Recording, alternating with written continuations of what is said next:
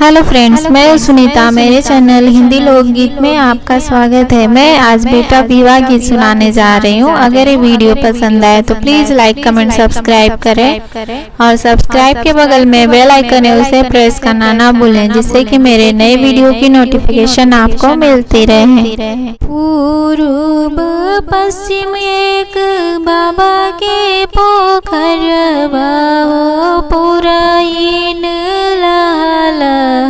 होय, पुराइन होय। पूर्व पश्चिम एक बाबा के पोखरवा हो, पुराइन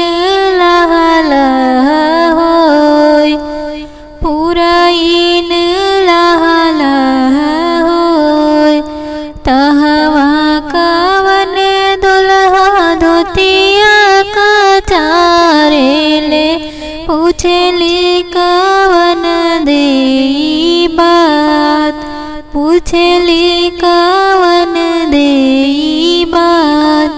तहवा कवन दुल्हा धोतिया का चारेले, पूछेली कवन देई बात, पूछेली कवन देई बात। के कर आई उलरू से दुलरू, उलरू से दुलरू। के कर बहनिया जेठ भाई, के कर बहनिया जेठ भाई। के कर आई रौरे उलरू से दुलरू हो, के कर बहनिया जेठ भाई, के कर बहनिया जेठ भाई। के करे ही घरे रौरे बियाहल बानी है, कहवा पड़ेला ससुरार, कहवा पड़ेला ससुरार।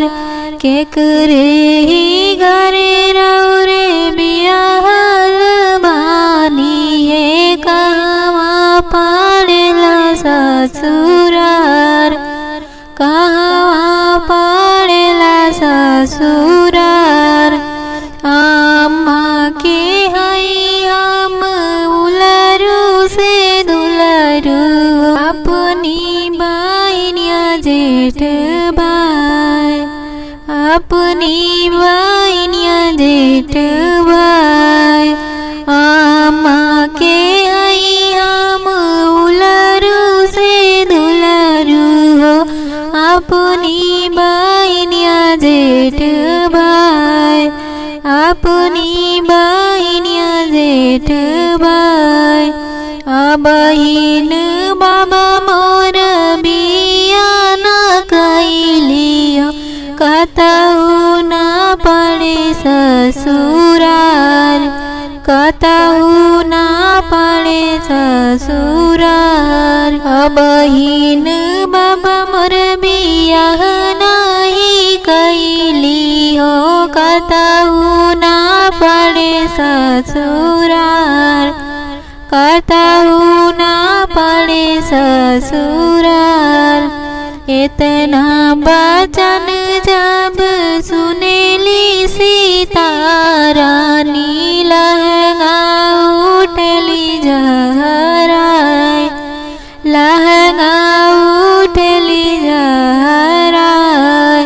इतना वचन जब सुनेली सीता रानी, लहंगा उठली जहराय, लहंगा उठली जहराय।